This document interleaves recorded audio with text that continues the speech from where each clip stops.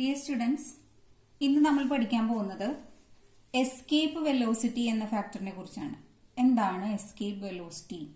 ആ പേരിൽ നിന്ന് തന്നെയുണ്ട്, എവിടുന്നോ എസ്കേപ്പ് ചെയ്യാൻ, രക്ഷപ്പെടാൻ ആവശ്യമായ വെലോസിറ്റി ആയിരിക്കും അല്ലെ. എത്ര സ്പീഡിൽ പോയാലാണ് രക്ഷപ്പെടുക? എവിടെ നിന്ന് രക്ഷപ്പെടുക? എർത്തിന്റെ അട്രാക്ഷനിൽ നിന്നും രക്ഷപ്പെട്ട് പുറത്തെ ഫ്രീ സ്പേസിലേക്ക് എത്താനുള്ള വെലോസിറ്റിനെയാണ് എസ്കേപ്പ് വെലോസിറ്റി എന്ന് പറയുന്നത്.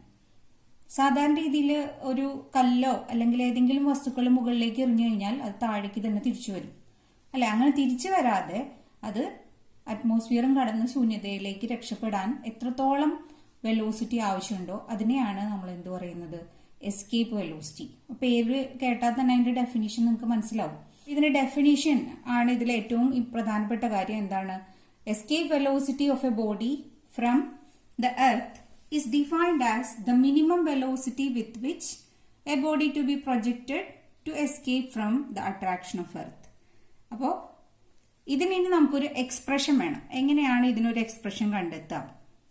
ഒരു ഇക്വേഷൻ, എസ്കേപ്പ് വെലോസിറ്റി കണ്ടുപിടിക്കാനായിട്ട് ഒരു ഇക്വേഷനും കൂടെ നമുക്ക് ഇതിൽ നിന്ന് ഡിറൈവ് ചെയ്തെടുക്കാം. അതിന് എന്തൊക്കെയാണ് ആവശ്യമുള്ളത് നോക്കാം. ഒരു മാസ് എർത്തിന്റെ സർഫസിൽ ഇരിക്കുമ്പോൾ അതിനൊരു പൊട്ടൻഷ്യൽ എനർജി ഉണ്ട് അല്ലെ. അവിടെ നിന്നാണ് നമുക്ക് ഇതിനെ എസ്കേപ്പ് ചെയ്യിക്കേണ്ടത്. അപ്പൊ ആദ്യം അറിയേണ്ടത് എന്താണ് ആ പൊട്ടൻഷ്യൽ എനർജി എന്നാണ്. അപ്പൊ പൊട്ടൻഷ്യൽ എനർജിക്ക് നമുക്ക് PE എന്ന് കൊടുക്കാം.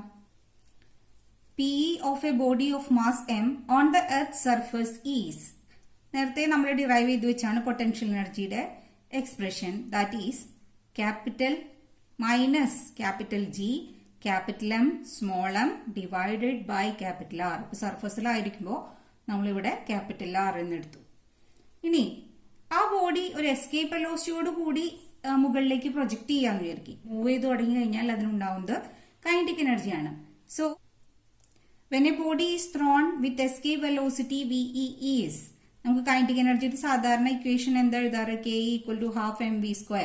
ഇവിടെ ഹാഫ് mv എന്നുള്ളടത്ത് VE എന്ന് കൊടുക്കുക. VE², എസ്കേപ്പ് വെലോസിറ്റിയോട് കൂടി എറിയുമ്പോഴത്തെ കൈനറ്റിക് എനർജി എന്ന് കാണിക്കാൻ.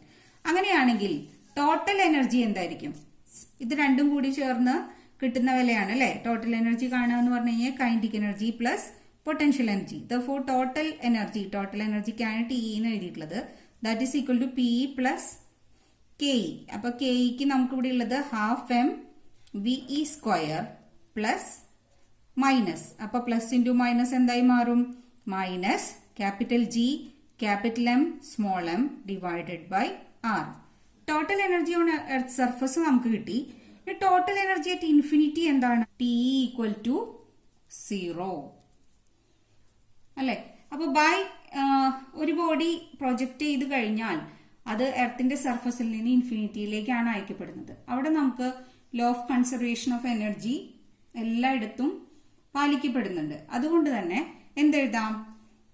ഈ രണ്ടും തുല്യമാണ് എന്ന് എഴുതാം. അപ്പോ ഒരു ബോഡി ഭൂമിയിൽ നിന്ന് പ്രൊജക്ട് ചെയ്ത് ഇൻഫിനിറ്റിയിലേക്ക് എത്തിച്ചാൽ by the law of conservation of energy total energy on earth surface is equal to total energy at infinity. Total energy on earth surface എന്താണ്? Half mVE² minus capital G capital M small m divided by R. ഇതാണ് total energy. That must be equal to total energy at infinity എന്താണ്? 0. അപ്പൊ ഈ conservation പ്രകാരം ഇത് രണ്ട് equate ചെയ്ത് എഴുതി കഴിഞ്ഞാൽ ഈ മൈനസ് ടേം അങ്ങോട്ട് കൊണ്ടുപോയാൽ we get half mVE² is equal to G capital M small m divided by R. ഇവിടെ രണ്ട് സൈഡിലും സ്മോൾ m ഉണ്ട്, അത് രണ്ടും ക്യാൻസൽ ചെയ്തു പോയി. ഈ 2നെ ഇങ്ങോട്ട് കൊണ്ടുവന്നു അല്ലെ. അപ്പൊ VE² എന്തായി കിട്ടും? VE² is equal to 2gm by R. അങ്ങനെയാണെങ്കിൽ വാട്ട് ഈസ് എസ്കേപ്പ് വെലോസിറ്റി? ഇനി എസ്കേപ്പ് വെലോസിറ്റി കിട്ടാനായിട്ട് ഒരു സ്റ്റെപ്പും കൂടി ഇവിടെ ആവശ്യമുള്ളൂ. എന്താ? VE ഈക്വൽ ടു റൂട്ട് എടുക്കുക. ഇവിടെ സ്ക്വയർ പോവാനായിട്ട് അപ്പുറത്തെ സൈഡിൽ റൂട്ട് എടുക്കുക. അപ്പൊ 2gm ബൈ R എന്ന് കിട്ടും അല്ലെ. അപ്പൊ ഇതാണ് ഒരു ഫോർമുല, എസ്കേപ്പ് വെലോസിറ്റിക്കുള്ള ഒരു ഫോർമുല. ഈ ഫോർമുലയിൽ എന്തൊക്കെയാണ് ഡിപ്പെൻഡ് ചെയ്യുന്നതെന്ന് കൃത്യമായി കാണിച്ചിട്ടുണ്ട്. എന്തൊക്കെയാണ് എസ്കേപ്പ് വെലോസിറ്റിനെ ഡിപ്പെൻഡ് ചെയ്യുന്നത്? G എന്ന് പറയുന്നത് gravitational constant, M mass of the planet, earth ആണെങ്കിൽ എർത്ത് അല്ലെ, R radius of the planet. അപ്പൊ ഇതിനെ രണ്ടിനെയാണ് ഡിപ്പെൻഡ് ചെയ്യുന്നത്. ഇനി ഇതിനെ വേണമെങ്കിൽ ഒന്നുകൂടി ഷോർട്ടായിട്ട് നമുക്ക് മാറ്റാം. കാരണം നമുക്കറിയാം എന്ത് small letter G, acceleration due to gravity is capital G capital M by R square. അപ്പൊ ജി എമ്മിന് പകരം ഇവിടെ നമുക്ക് എന്ത് സബ്സ്റ്റിറ്റ്യൂട്ട് ചെയ്യാം? ജി ആർ സ്ക്വയർ എന്ന് സബ്സ്റ്റിറ്റ്യൂട്ട് ചെയ്ത് കൊടുക്കാം. അപ്പൊ വെലോസിറ്റിയുടെ ഇക്വേഷനിൽ റൂട്ട് 2 കഴിഞ്ഞിട്ട് ജി എമ്മിന് പകരം നമ്മൾ ജി ആർ സ്ക്വയർ എന്ന് സബ്സ്റ്റിറ്റ്യൂട്ട് ചെയ്യുമ്പോൾ ഈ വാല്യൂല് ഒരു ആറും ക്യാൻസൽ ചെയ്ത് പോയി അല്ലെ. Therefore VE is equal to root 2GR. ഇത് വേറൊരു ഫോർമുലയാണ്, വളരെ സിമ്പിൾ ആയിട്ടുള്ള ഫോർമുലയാണ്. ആക്സിലറേഷൻ ഡ്യൂ ടു ഗ്രാവിറ്റിയും റേഡിയസും മാത്രം ഇത് കണ്ടുപിടിക്കാൻ അറിഞ്ഞാൽ മതി. പക്ഷെ ഒരു കാര്യം ഓർമ്മ വേണം, ആക്സിലറേഷൻ ഡ്യൂ ടു ഗ്രാവിറ്റി എന്തിനൊക്കെ ഡിപ്പെൻഡ് ചെയ്യണത്? മാസിനെയും റേഡിയസിനെയും. അപ്പോൾ ആകെ നമുക്ക് എന്തൊക്കെ പറയാം? ഇവിടെ എസ്കേപ്പ് വെലോസിറ്റിയുടെ 2 ഇക്വേഷൻസ് നിങ്ങൾക്ക് കിട്ടി. ഒന്ന് ജിയും ക്യാപിറ്റൽ എം ക്യാപിറ്റൽ ആർ വെച്ചിട്ട്, മറ്റൊന്ന് ജി ആക്സിലറേഷൻ ഡ്യൂ ടു ഗ്രാവിറ്റിയും റേഡിയസും വെച്ചിട്ട്. ഇത് ഏറ്റവും സിംപ്ലസ്റ്റ് ഫോർമുല. അപ്പോൾ ഏറ്റവും എളുപ്പത്തിൽ പറയാവുന്നത് ഈ ഫോർമുലയാണ്. പക്ഷെ മറക്കാതിരിക്കേണ്ട ഒരു കാര്യം, ഈ ജീനെ ഡിപ്പെൻഡ് ചെയ്യുന്നു എന്ന് വെച്ചാൽ മാസ് ഓഫ് ദ പ്ലാനറ്റിനെയും റേഡിയസ് ഓഫ് ദ പ്ലാനറ്റിനെയും ഡിപ്പെൻഡ് ചെയ്യുന്നു എന്നാണ് അവിടെ അർത്ഥം. നിങ്ങൾ ഇവിടെ ഒരു കാര്യം ശ്രദ്ധിച്ചിട്ടുണ്ടാവും, ഇവിടെ വെച്ച് തന്നെ ഈ mass of the body cancel ചെയ്തു പോയി അല്ലെ. ഈ ഉത്തരത്തിലേക്ക് ആ മാസ് വരുന്നേ ഇല്ല. അതിനർത്ഥം എന്താണ്? Escape velocity does not depend on mass of the body. ഏത് ബോഡീനെയാണോ പ്രൊജക്ട് ചെയ്യുന്നത്, ആനയെ ആയാലും ഉറുമ്പിനെ ആയാലും അതിന് ഒരേ എസ്കേപ്പ് വെലോസിറ്റി ഉള്ളൂ. കാരണം അത് ആ മാസിനെ ഡിപ്പെൻഡ് ചെയ്യുന്നില്ല. ആനയ്ക്കും ഉറുമ്പിനും ഒക്കെ ഒരേ എസ്കേപ്പ് വെലോസിറ്റി ആണ്. അങ്ങനെയാണെങ്കിൽ എല്ലാ വസ്തുക്കൾക്കും ഒരേ വെലോസിറ്റി ആവണ്ടേ അല്ലെ? അത് നമുക്ക് കണ്ടുപിടിക്കാം. അപ്പൊ നമ്മൾ നേരത്തെ കിട്ടിയ ഈ ഇക്വേഷനിൽ നിന്ന് എന്തൊക്കെ മനസ്സിലാക്കിയ പോയിന്റ്സ് ആണ് ഇവിടെ എഴുതിയിരിക്കുന്നത്.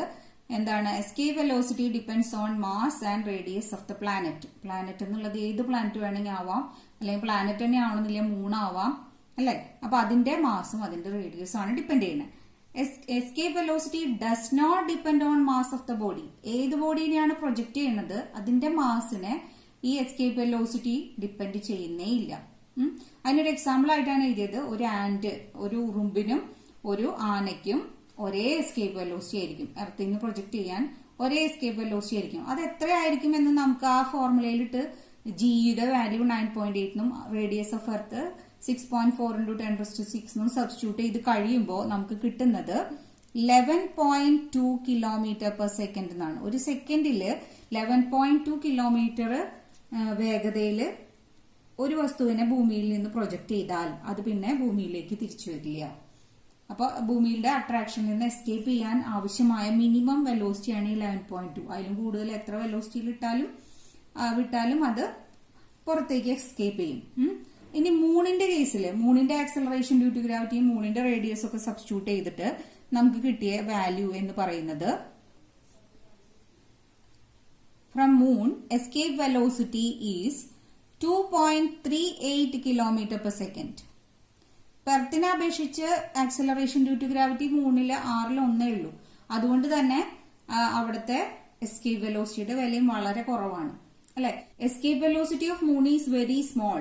അതായത് 2.38 km/s ആണ് എസ്കേപ്പ് വെലോസിറ്റി മൂണിന്റെ. വളരെ ചെറുതാണത്. RMS velocity of gas molecules ഇതിനേക്കാളും കൂടുതലാണ്.